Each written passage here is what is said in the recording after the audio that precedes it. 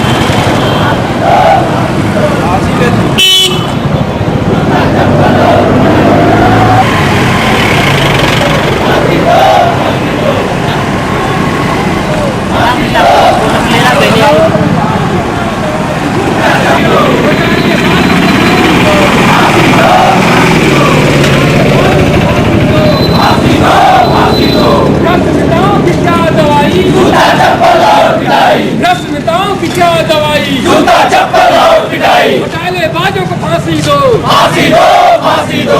घोटालेबाजों को फांसी दो, फांसी दो, फांसी दो। नेताओं की क्या दवाई, जूता चप्पल और पिटाई। नेताओं की क्या दवाई, जूता चप्पल और पिटाई। नेताओं की क्या दवाई। भारत रक्षा दल की स्थापना समाज में बढ़ रहे अन्याय, शोषण, भ्रष्टाचार और लोगों की सेवा के लिए की गई और कार्यकर्ताओं को एक मंत्र दिया गया, 1 घंटा राष्ट्र को एक मुट्ठी समाज। कि हमें भगवान ने इतना 24 घंटा दिया है, उसमें से कुछ लोगों के लिए और जो हम लोगों की कमाई हो रही है 10 रुपया अगर मिल रहा है तो पता नहीं किसकी वजह से मिल रहा है, उसको समाज को वापस करने का जो हम लोगों का संकल्प है, उसी के तहत ये काम कर रहे हैं और लोगों को जगा रहे हैं। आज आपने इस संगठन के माध्यम से लोगों के लिए बहुत अच्छा कार्य किया, कुछ गरीबों में किया है और कुछ लावारिस लाशों के लिए भी आपने काम किया है और कहा जाए समाज हित के देखते हुए आपने ऐसे कई कार्य किए हैं। थोड़ा सा उसके बारे में।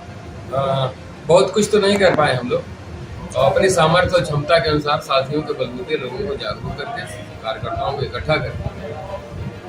अब लावारिस लाशों वाला मामला वो तो मेरे समझ से उस बारे में कुछ कहना ही नहीं। हम लोगों ने देखा कि तमसा नदी, जो माँ तमसा हमारी है, जहाँ पे दत्तात्रेय दुर्वासा आचमन किया करते थे, इस नदी में हर महीने 5 से 7 लावारिस लाशें पन्नी में पोस्टमार्टम के बाद वो दफन कर फेंक दी जाती थी।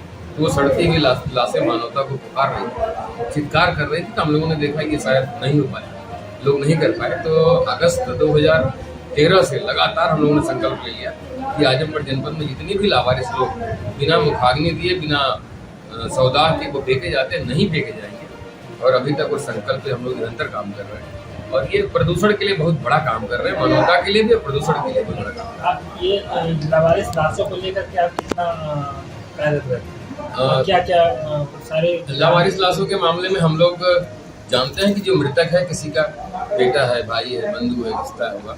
बिना रिश्ते के इस धरती में कोई पैदा नहीं होता, तो हो सकता है हमारे लोगों का रिश्ता हो, इसलिए हम लोग अपने आप को रिश्तेदार मानते हुए उसको मुखाग्नि देते हैं, दाह संस्कार करते हैं। और हिंदू मैथोलॉजी के अनुसार जो हिंदू परंपरा है पिंडदान और वो श्राद्ध वगैरह करके कोई ब्राह्मणों को दान वगैरह भी पितृपक्ष चल रहा, भी करेंगे 24-25 में। और एक तरह से बड़ा काम जो है ये सिर्फ प्रदूषण का बहुत बड़ा नियंत्रण है के साथ। आप गरीबों के लिए कितना आपने कार्य किया है और किस तरीके से करते हैं? हम लोग तो चाह रहे हैं कि सारा पूरा देश चाह रहा है कि गरीबी मिट क्यों रही है, एक कष्ट होता है, समाज सेवा की ज़्यादा आवश्यकता काहे पड़ रही है, कहीं न कहीं व्यवस्थाएं फेल हैं और बार बार ढेर सारे समाज सेवी, ढेर सारी समाज सेवा। कारण क्या है? समाज कल्याण विभाग, पेंशन विभाग, सारी सरकार ग्राम से लेकर ग्राम सभा से लेकर संसद तक की पूरी व्यवस्थाएं गरीबी मिटाने में लगी हैं, लोगों की व्यवस्था देने में लगी हैं। गरीबी आखिर कौन सा पहाड़ है कि मिट नहीं रही? इसका मतलब कहीं न कहीं व्यवस्था में दोष है, इसके खिलाफ भी हम लोग लड़ाई लड़ते हैं। तो दूसरे शब्दों में कहा जाए, एक हाथ से सेवा